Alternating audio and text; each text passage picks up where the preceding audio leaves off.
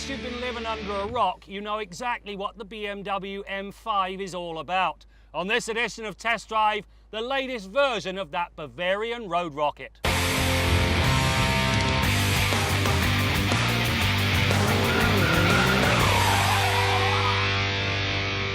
BMW M5 was first shown at the Amsterdam Motor Show in 1984. It's remarkable what a simple letter number combination has come to signify in such a short period of time. Mention the name and nearly all people instantly know what it's come to represent. It's a seriously fast and adroit road rocket that doubles as a full-on family sedan. The cabin of this M5 is absolutely exquisite. Top-class materials, beautiful leather, two of the best seats you'll find in the industry, and all of the power toys up to and including navigation and a very good audio system. There is, however, a pet peeve, and it has to do with the shifter. When you want to put this car in park, you leave it in gear and turn it off. The car then selects park. Well, most of the time. Sometimes it manages to select neutral. It warns you, but what a palaver you have to go through to put it back into park. I want a park button down here by the gear lever. That way, I can put it in park when I want to put it in park.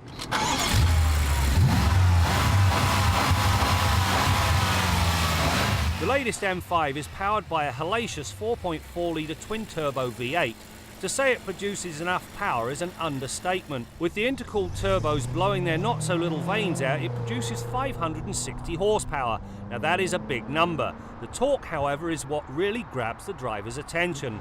All 500 pound-feet at just 1500 RPM. This means that from basically idle to redline, this engine is ready to give the riders a mighty boot in the pants whenever the throttle is prodded with purpose.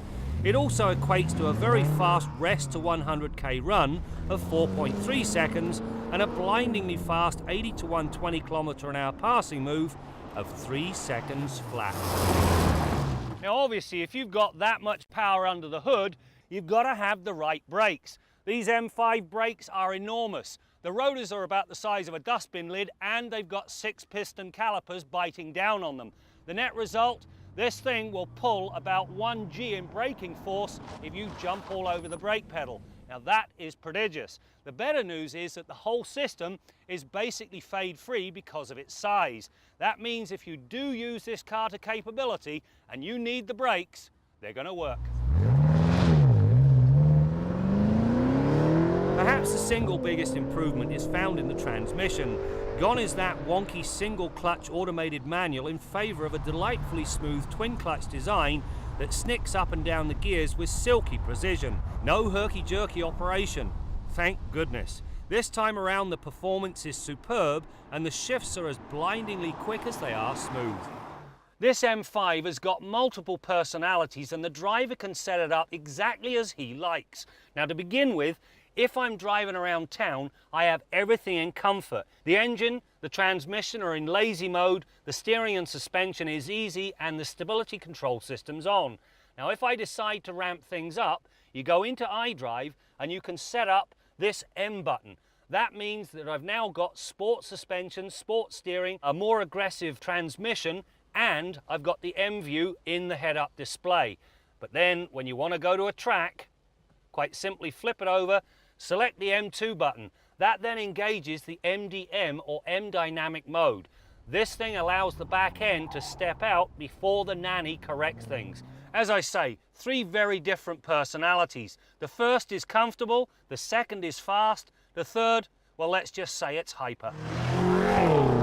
Regardless of the setup chosen, the M5 delivers astounding road manners. It's comfortable and accommodating in the comfort mode, yet there's little body roll and the steering has a pleasantly tight feel to it. Opt for the firmer settings and the damping and steering become much crisper without killing the ride comfort.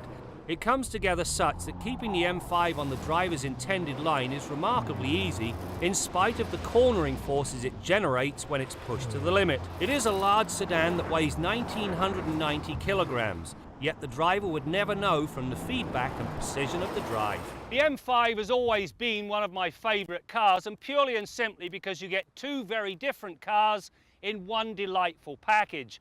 It is a 5-passenger sedan with enough trunk space and comfort to treat the family well. Yet you drop the family off, go to the racetrack, and this car in stock form will kick butt. It is blindingly fast. Now, if there is a bit of a pet peeve, it is that the exhaust note just isn't what I expected.